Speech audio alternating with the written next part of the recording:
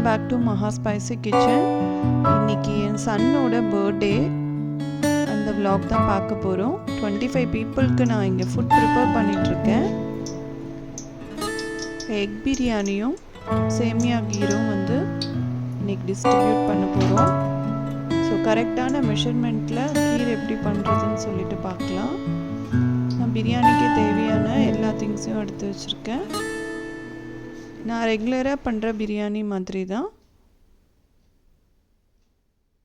Already நெய்யும் கடலெண்ணெயும் சேர்த்து நான் பிரியாணி விசிலில் போட்டாச்சு. அதுக்கப்புறம் இப்போ பிரியாணி லீஃபு, பட்டை, ஷாஜீரா, அன்னாச்சி பூ, லவங்கம், ஏலக்காய் எல்லாத்தையும் நான் வந்து சேர்த்துக்கிறேன்.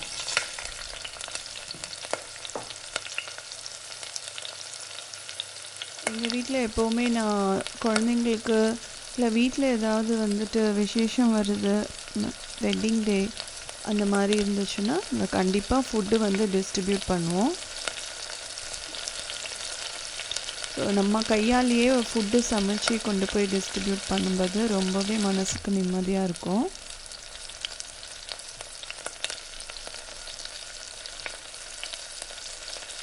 நான் இப்போ ஆனியன்ஸ் வந்து இதில் சேர்த்துட்டேன். நான் பிரியாணி கட் பண்ணி வச்சுருந்த ஆனியன்ஸு சேர்த்தாச்சு.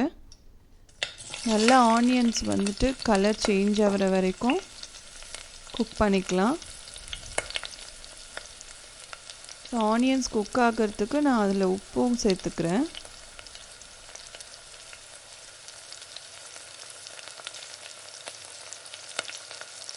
ஆக்சுவலி இந்த பிரியாணி பார்த்திங்கன்னா 25 பேருக்கு வந்து நான் குக் பண்ணுறேன்.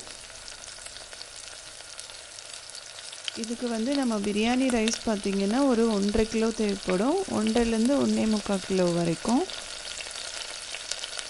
நம்ம இது பிளெயின் பிரியாணின்றதுனால ரைஸ் கொஞ்சம் நிறைய வச்சா தான் கரெக்டாக வரும். நம்ம காய் எதுவும் சேர்க்கல இதில்.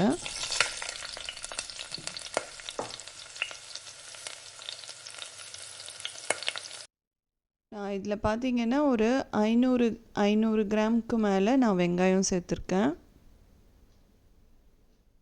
ஏன்னா 1.25 கிலோ ரைஸ் போடுறோம். ஒரு 600 கிராம் வெங்காயமும் 600 கிராம் தக்காளியும் எடுத்திருக்கேன்.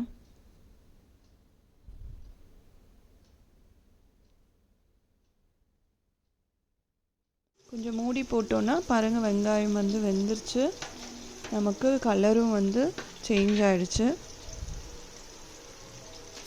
பிரியாணிக்கு மெயினாக வந்து வெங்காயம் நல்ல ஒரு இந்த மாதிரி பொன்னிறமாக சேஞ்ச் ஆகணும். அப்போ தான் அந்த பிரியாணிக்கான நமக்கு இந்த ஃப்ளேவர் வந்து கரெக்டாக கிடைக்கும். நான் பெரிய டீஸ்பூனில் ஒரு 1.25 டீஸ்பூன் இஞ்சி பூண்டு பேஸ்ட்டு சேர்த்துருக்கேன்.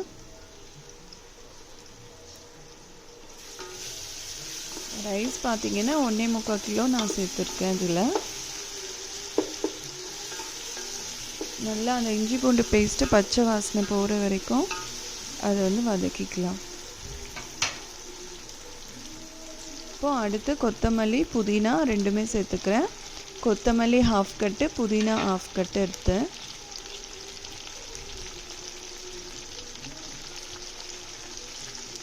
½ கட்டுக்கும் கொஞ்சம் அதிகமாக எடுத்துக்கோங்க. ஒரு 4 பச்சை மிளகா கீரி எடுத்து போட்டுட்டேன். அதில் ஃபுட்டை டிஸ்ட்ரிபியூட் பண்ணுறதுனால வயசானவங்களும் வந்து சாப்பிடுவாங்க. அதனால நான் காரம் வந்து கம்மியாக தான் போட்டிருக்கேன்.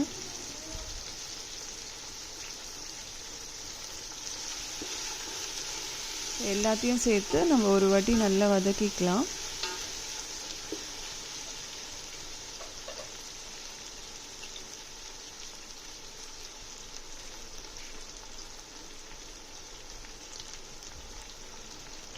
அடுத்து தக்காளியும் சேர்த்துக்கிறேன். 600 கிராம் தக்காளி எடுத்துருந்தேன்.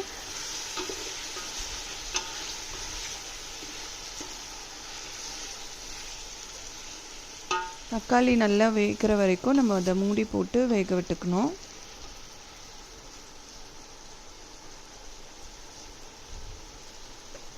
நான் எப்போவும் சொல்கிற மாதிரி தான் ஃப்ரெண்ட்ஸ், அது வந்து தக்காளி கொஞ்சம் நல்லா வேகணும்.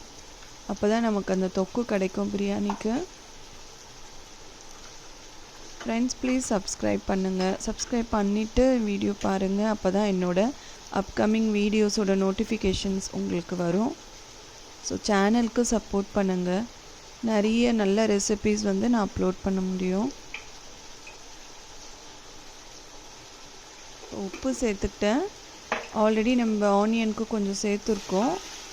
ஸோ தக்காளி வேகிறதுக்கும் நான் இப்போ வந்து உப்பு சேர்த்துட்டேன். அது நல்லா கிளறிட்டு கொஞ்சம் மூடி போட்டு வேக விட்டுக்கலாம். மூடி ஃபுல்லாக போட வேணாம், கொஞ்சம் திறந்த மாதிரி மூடி வச்சுக்கோங்க.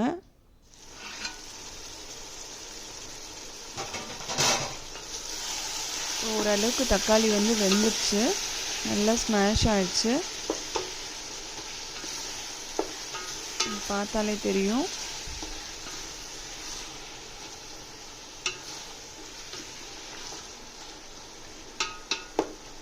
இது வந்து பிளெயின் குஸ்கா மாதிரி தான் இருக்கும் உங்களுக்கு.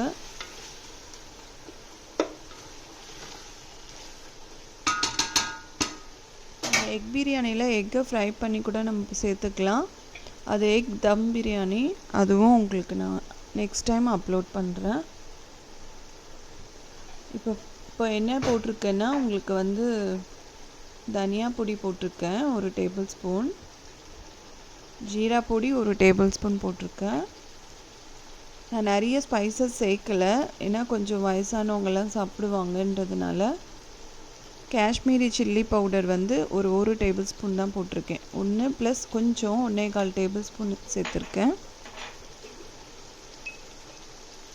அடுத்து நம்மளுடைய பிரியாணி மசாலா, அதுவும் பார்த்திங்கன்னா உங்களுக்கு பெரிய டீஸ்பூனில் 1 டேபிள் ஸ்பூன் சேர்த்துக்கிறேன். ஸ்பைசஸ் அதிகமாக நான் சேர்க்கலை.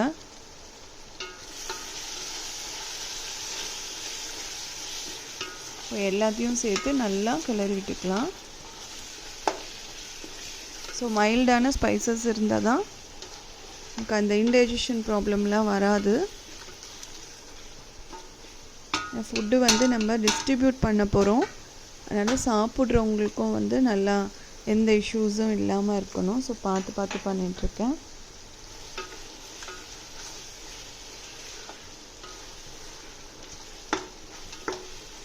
நம்ம காஷ்மீரி சில்லி பவுடர் சேர்க்குறதால காரம் வந்து இருக்காது, பட் நல்ல ஒரு கலர் கிடைக்கும் பிரியாணிக்கு. காரம் வந்து கம்மியாக தான் இருக்கும், குழந்தைங்களும் சாப்பிட்ற அளவுக்கு காரம் இருக்கும். நம்ம அதே மாதிரி நிறைய நெய் சேர்த்து பண்ணோம்னா காரம் சுத்தமாக தெரியாது, அந்த டெலிஷியஸாக அந்த ஃப்ளேவர் நமக்கு கிடைக்கும். இப்போ நான் 1/2 கப் வந்துட்டு கர்டை வந்து சேர்த்துருக்கேன். அதில்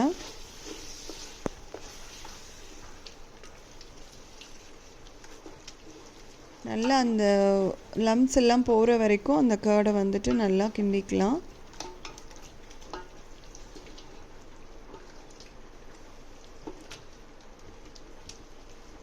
நமக்கு இந்த சம்மரில் நிறைய உங்களுக்கு வந்துட்டு நிறைய ரெசிபீஸ் அப்லோட் பண்ணணுன்னு நினைக்கிறேன். ப்ளீஸ் சப்ஸ்கிரைப் பண்ணுங்கள். சப்ஸ்கிரைப் பண்ணிங்கன்னா தான் என்னோடய வீடியோஸ் வந்து நியூவாக நான் போஸ்ட் பண்ணும்போது உங்களுக்கு நோட்டிஃபிகேஷன் வரும். மோஸ்ட்லி பிகினர்ஸ் அண்ட் பேச்சுலர்ஸ்க்காகவும் ஈஸி ஸ்டெப் குக்கிங் தான் நம்ம சேனலில் போயிட்டுருக்கு. இப்போது இன்னும் கொஞ்சம் புதினா கொத்தமல்லி சேர்த்துக்கிட்டேன்.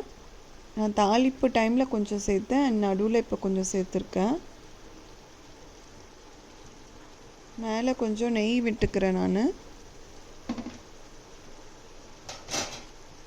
அந்த நெய் ஃப்ளேவர்லேயே வந்துட்டு உங்களுக்கு பிரியாணி ரொம்ப ஒரு சூப்பர் அரோமா கிடைக்கும்.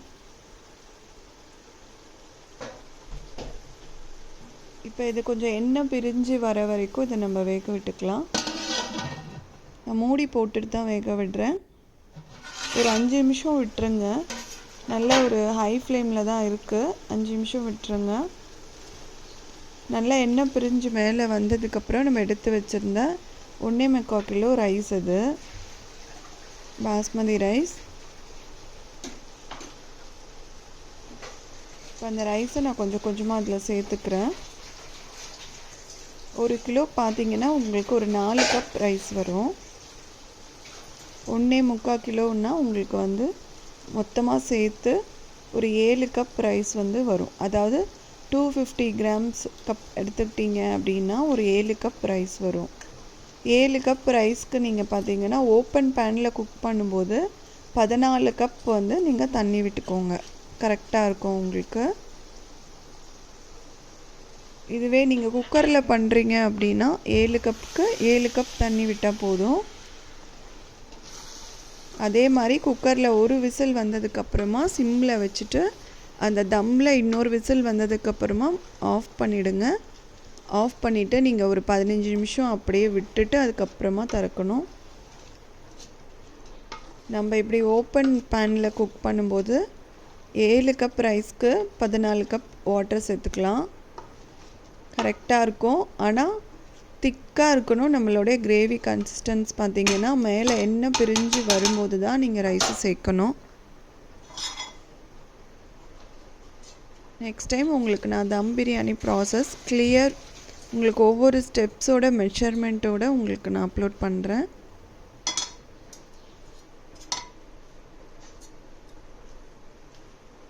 பிகினர்ஸ்லாம் பிரியாணி பண்ணுறதுக்கே ரொம்ப பயப்படுவாங்க, குழஞ்சிரும், நமக்கு டேஸ்ட் வராது அப்படின்ட்டு. நம்மளோட சேனலில் ஒவ்வொரு ஸ்டெப்பும் உங்களுக்கு வந்து எப்படி கொண்டு போகணுன்றதையும் நான் உங்களுக்கு சொல்லியிருக்கேன். அது நீங்கள் கரெக்ட் மெஷர்மெண்ட்ஸோடு ஃபாலோ பண்ணிங்கன்னா நீங்களும் சூப்பரான ஒரு பிரியாணி எக்ஸ்பர்ட்டராக ஆகிடுவீங்க.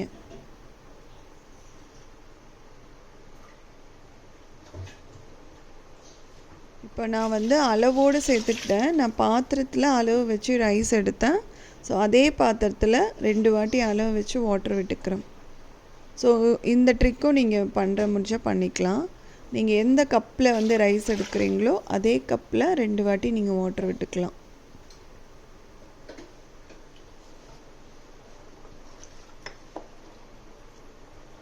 இப்போ இதை நல்லா வந்து கிளறிக்கோங்க. மசாலா எல்லாமே உப்பு எல்லாமே சேர்கிற வரைக்கும்.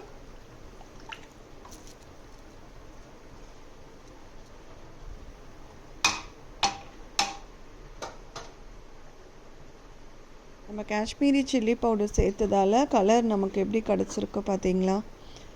காரமும் நமக்கு கம்மியாக தான் இருக்கும். இந்த ஸ்டேஜில் நீங்கள் உப்பு செக் பண்ணிவிட்டு உப்பு வேணும்னா சேர்த்துக்கலாம். உப்பு எப்படி இருக்கணும்னா தொண்டையில் இறங்கும்போது அந்த இடத்துல உங்களுக்கு நல்ல ஒரு அந்த உவர்ப்பு வந்து தெரியணும். அப்போ தான் வந்து ரைஸ்க்கு வந்து நல்ல உப்பு பிடிக்கும் உங்களுக்கு. இப்போது மேலே நான் கொஞ்சம் கொத்தமல்லியும் புதினாவும் சேர்த்துக்கிறேன். சேர்த்து இப்போ நம்ம மூடி போட்டுட்டு ஹை ஃப்ளேமில் ஒரு 5 மினிட்ஸ் வச்சுக்கலாம். அதுக்கப்புறம் வழக்கம் போல் நம்ம மீடியமாக ஒரு லோ ஃப்ளேமில் ஒரு 10 நிமிஷம் விட்டுடலாம். அதுக்கப்புறம் நம்ம தம் போட்டுட்டு 15 மினிட்ஸ் அப்படியே விட்டுடணும். ஸோ நம்ம பிரியாணி ரெடி ஆகிடும். இப்போ நம்ம அடுத்து கீர் ப்ராசஸ்க்கு போயிடலாம். நான் பேன் வச்சுட்டு அதில் ஒரு 2-3 டேபிள் ஸ்பூன் வந்து நெய் விட்டுக்கிட்டேன். இப்போ நம்ம ரோஸ்டட் சேமியா தான் அது. பட் நம்ம வந்துட்டு நெய்யில் வந்து ரோஸ்ட் பண்ணி எடுத்து வச்சுட்டு போட்டோம்னா நல்ல ஒரு தனித்தனியாக வரும் உங்களுக்கு.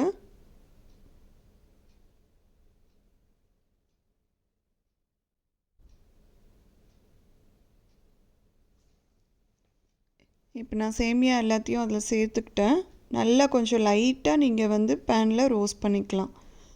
கீயோடு சேர்த்து ரோஸ்ட் பண்ணிக்கோங்க. ரொம்ப கலர்லாம் சேஞ்ச் ஆக வேண்டாம், கொஞ்சம் கிண்டிகிட்டே இருங்க, இல்லைனா பிளாக் ஆகிடும்.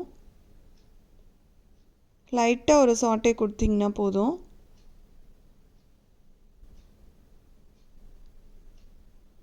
இப்போ சில பேர் வந்து கீரை செய்யும்போது அது குழஞ்சிருச்சுன்னு சொல்லுவாங்க இல்லையா? ஸோ அது குலையாமல் இருக்கிறதுக்கு ஃபஸ்ட்டே வந்து நம்ம இந்த மாதிரி நெய்யில் வந்து கொஞ்சம் சேமியாவை ரோஸ்ட் பண்ணிவிட்டு நம்ம போடலாம்.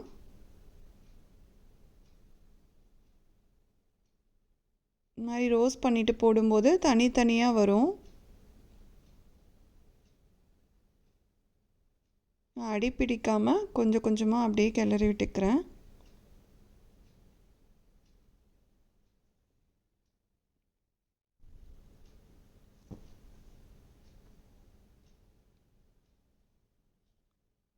கலர் சேஞ்ச் ஆகும், லைட்டாக கலர் சேஞ்ச் ஆனால் போதும்.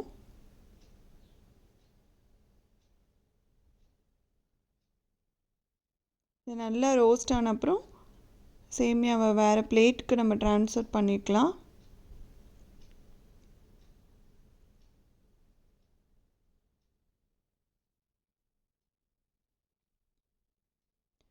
அண்ட் இந்த மாதிரி ஸ்பெஷல் டேயில் பார்த்திங்கன்னா நீங்கள் உங்கள் குழந்தைங்க கையால் நிறைய பேருக்கு ஃபுட்ஸு வந்துட்டு முடிஞ்ச அளவுக்கு டிஸ்ட்ரிபியூட் பண்ணுங்கள். ஸோ குழந்தைங்களுக்கும் வந்து ஃபுட்டோட வேல்யூ என்னன்னு தெரியும்.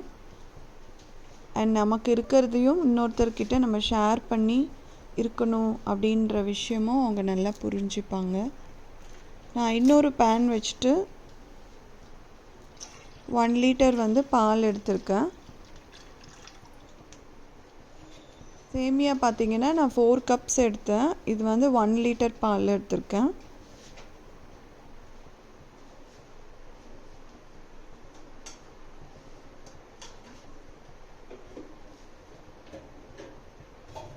பால் வந்துட்டு கொஞ்சம் கொதிக்க விட்டுக்கலாம்.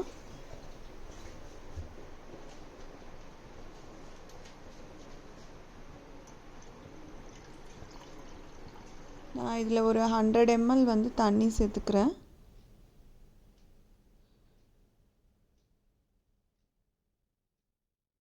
இப்போ நம்ம பிரியாணி பார்த்திங்கன்னா ஹை ஃப்ளேம்லேருந்து லோ ஃப்ளேமுக்கு மாற்றியாச்சு. லோ ஃப்ளேம்லேயும் குக் ஆகிடுச்சு. இப்போது மூடி ஓப்பன் பண்ணி பார்க்குறேன்.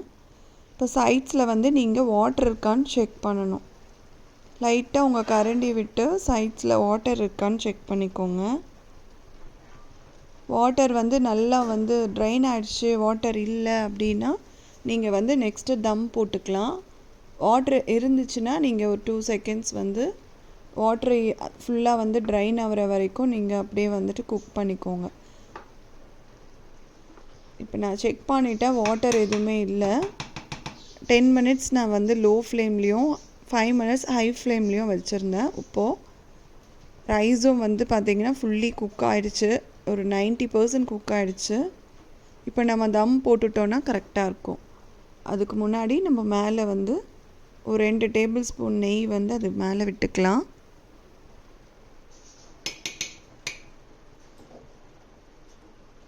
நெய் விட்டுட்டு புதினா கொத்தமல்லியும் அப்படியே மேலே தூவிக்கிறேன்.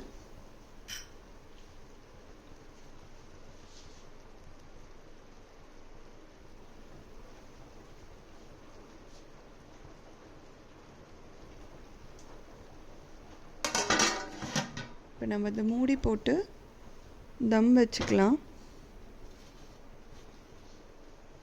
நம்ம வீட்டில் இருக்கிற அந்த உரல் இருக்குது பார்த்தீங்களா, அதிலே நீங்கள் தம் வைக்கலாம். இல்லை வேறு எதாவது வெயிட் இருந்தாலும் நீங்கள் அது மேலே வச்சுக்கலாம். இப்போ வெயிட் போட்டதுக்கப்புறமா நீங்கள் வந்து 5 மினிட்ஸ் லோ ஃப்ளேமில் இருக்கட்டும். 5 மினிட்ஸ் லோ ஃப்ளேமில் வச்சு ஸ்டவ்வை ஆஃப் பண்ணிவிடுங்க. ஆஃப் பண்ணி 15 மினிட்ஸ் விட்டுருங்க. அதுக்கப்புறம் நீங்கள் திறந்து பார்த்தீங்கன்னா சூப்பரான உங்களோட பிரியாணி ரெடி ஆகிடும். ப்ளெயின் பிரியாணி தான், பட் பீஸ் கூட தேவையில்லைன்னு சொல்வீங்க, அந்த அளவுக்கு டேஸ்ட்டு வந்து சூப்பராக இருக்கும். பாருங்கள், ரைஸ் எல்லாம் வந்து தனித்தனியாக வந்திருக்கும். நான் சொல்கிற மெஷர்மெண்ட் மட்டும் நீங்கள் கரெக்டாக ஃபாலோ பண்ணிங்கன்னா சேம் பிரியாணி உங்களாலையும் செய்ய முடியும். ஒரு ரைஸும் தனித்தனியாக இருக்கும். இப்போ நம்ம பிரியாணி ரெடி ஆகிடுச்சு. நெக்ஸ்ட்டு வந்து நம்ம பேக்கிங் பண்ணணும். அதுக்கு முன்னாடி நம்ம கீரை வந்து ஃபினிஷ் பண்ணிடலாம். பால் வந்து கொதிச்சிட்ருக்குது. அது கூட நான் இப்போது ஏலக்காய் சேர்த்துக்கிறேன். ஏலக்காய் லைட்டாக தட்டி எடுத்துக்கிட்டேன். நான் ஒரு 10 ஏலக்காய் சேர்த்துருக்கேன். கிட்டத்தட்ட ஒரு 1.5 லிட்டர் மில்க் இருக்கும். அதில் நம்ம ஒரு 25 பேருக்கு வந்து கொடுக்க போகிறோம்.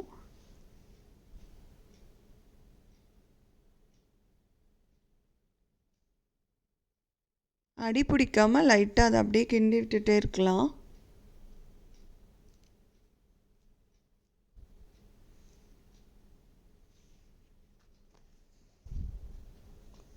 நீங்கள் இந்த மெஷர்மெண்ட்டில் நீங்கள் ஸ்லோ குக்கிங் தான் பண்ணணும். அப்போ தான் வந்து டேஸ்ட் நல்லாயிருக்கும். ரொம்ப அவசரமாக பண்ணிட்டீங்கன்னா உங்களுக்கு அந்த சேமியா எல்லாமே குழஞ்சி போயிடும்.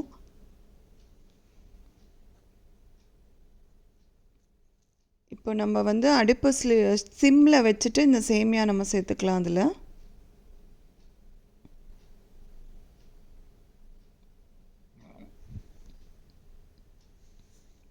ரெகுலராக எல்லாருக்குமே தெரியும் சேமியா பாயசம். ஆனால் புதுசாக ட்ரை பண்ணுறாங்க பிகினர்ஸ்னால் அவங்களுக்கு கொஞ்சம் கஷ்டமாக இருக்கும். அதனால் என்னோடய ஸ்டெப்ஸை நீங்கள் ஃபாலோ பண்ணிக்கோங்க. ரொம்ப சூப்பராக இருக்கும், எல்லாமே உங்களுக்கு கரெக்டாக வந்துடும். இப்போ நம்ம வந்து சேமியா போட்டதுக்கப்புறம் கொஞ்சம் நல்லா அதை கிண்டி விட்டுக்கோங்க. எங்கேயுமே வந்து உங்களுக்கு உட்காரக்கூடாது, நல்லா திப்பி திப்பியாக இல்லாமல் நல்லா கிண்டி விட்டுக்கோங்க.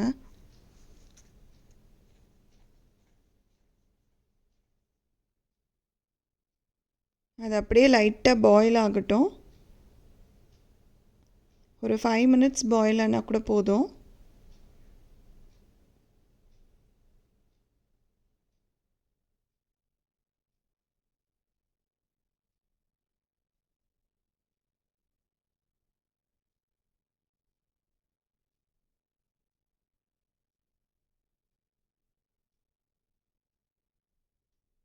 இப்போது நல்லா சேமியா வந்து ரெடி ஆயிடுச்சு, வெந்துடுச்சு.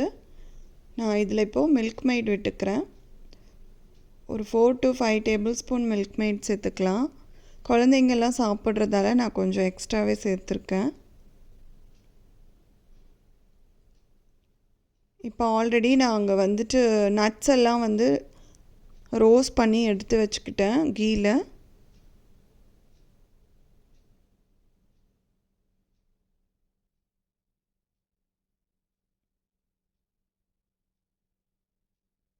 நான் சேமியா போடும்போதே பார்த்தீங்கன்னா நான் சுகரும் சேர்த்துட்டேன். அதிலே உங்களுக்கு சுகர் ஆட் பண்ணியிருக்கேன். 4 கப் சேமியாவுக்கு வந்து 2 கப் சுகர் போட்டுக்கிறேன்.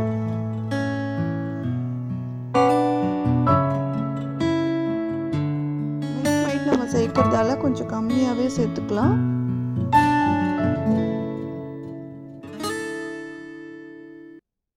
இப்போ ட்ரை ரோஸ்ட் பண்ண நம்ம நட்ஸையும் அதில் சேர்த்தாச்சு. ஸோ நம்ம கீரும் ரெடி ஆகிடுச்சு.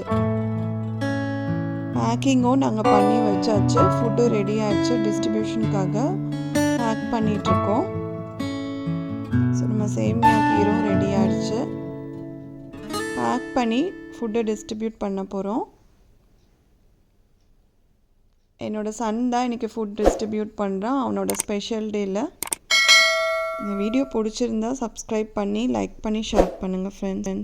முடிஞ்ச அளவுக்கு உங்களோட குழந்தைங்களையும் அவங்களோட ஸ்பெஷல் டேயில் இந்த மாதிரி ஃபுட் டிஸ்ட்ரிபியூட் பண்ண வைங்க ஃப்ரெண்ட்ஸ். மறக்காமல் சப்ஸ்கிரைப் பட்டனை கிளிக் பண்ணிவிடுங்க. நம்ம சேனலுக்கு சப்போர்ட் பண்ணுங்கள். தேங்க்யூ.